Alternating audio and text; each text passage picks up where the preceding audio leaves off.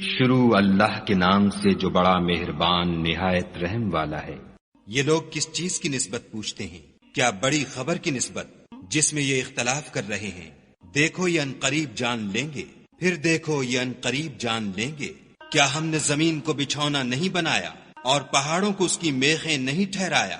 بے شک بنایا اور تم کو جوڑا جوڑا بھی پیدا کیا، اور نیند کو تمہارے لیے موجب آرام بنایا، اور رات کو پردہ مقرر کیا، اور دن کو معاش کا وقت قرار دیا، اور تمہارے اوپر 7 مضبوط آسمان بنائے، اور آفتاب کا روشن چراغ بنایا، اور نچڑتے بادلوں سے موسلا دھار مہ برسایا تاکہ اس سے اناج اور سبزہ پیدا کریں، اور گھنے گھنے باغ۔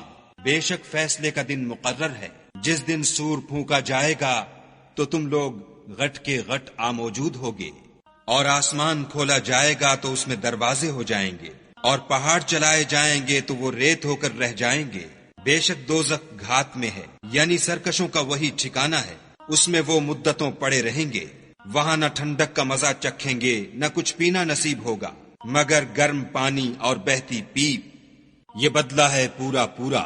یہ لوگ حساب آخرت کی امید ہی نہیں رکھتے تھے، اور ہماری آیتوں کو جھوٹ سمجھ کر جھٹلاتے رہتے تھے، اور ہم نے ہر چیز کو لکھ کر ضبط کر رکھا ہے۔ سو اب مزہ چکھو، ہم تم پر عذاب ہی بڑھاتے جائیں گے۔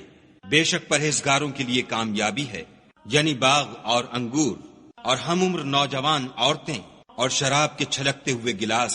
وہاں نہ بےہودہ بات سنیں گے، نہ جھوٹ خرافات۔ یہ تمہارے پروردگار کی طرف سے صلہ ہے، انعام متعین۔ وہ جو آسمانوں اور زمین اور جو ان دونوں میں ہے سب کا مالک ہے، بڑا مہربان، کسی کو اس سے بات کرنے کا یارہ نہ ہوگا۔ جس دن روح الامین اور فرشتے صف باندھ کر کھڑے ہوں گے تو کوئی بول نہ سکے گا مگر جس کو خدائے رحمان اجازت بخشے اور اس نے بات بھی درست کہی ہو۔ یہ دن برحق ہے، بس جو شخص چاہے اپنے پروردگار کے پاس ٹھکانہ بنا لے۔